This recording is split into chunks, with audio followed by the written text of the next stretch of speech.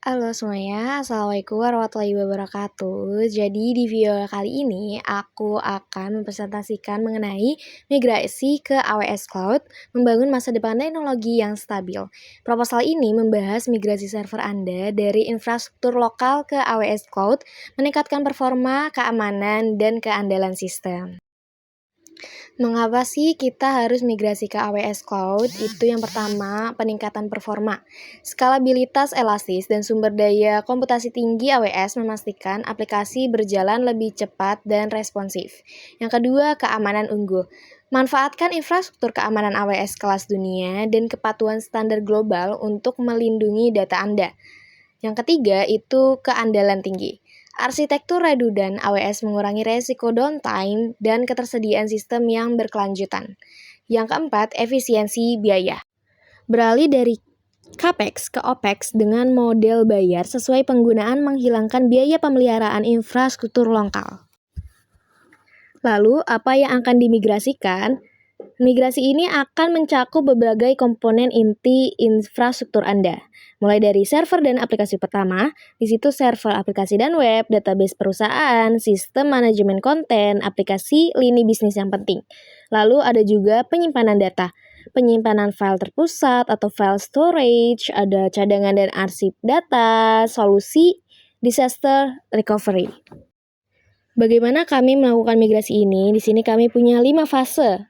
Fase yang pertama itu penilaian dan perencanaan. Yang pertama kita analisis mendalam mengenai infrastruktur saat ini, identifikasi dependensi, dan pengembangan strategi migrasi yang disesuaikan. Nah, ya untuk fase kedua itu desain dan arsitektur. Merancang arsitektur cloud AWS yang optimal, memilih layanan yang tepat, dan memastikan keamanan dan skalabilitas. Nah, selanjutnya ke fase 3 yaitu migrasi data dan aplikasi.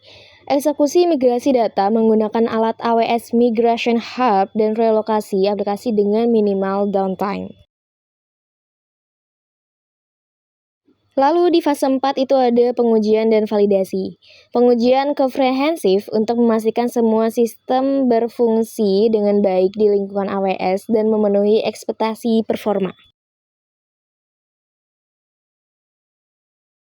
Lalu tahap yang terakhir itu adalah fase 5, optimalisasi dukungan. Melakukan penyesuaian untuk efisiensi biaya dan performa serta menyediakan pelatihan dan dukungan pasca migrasi.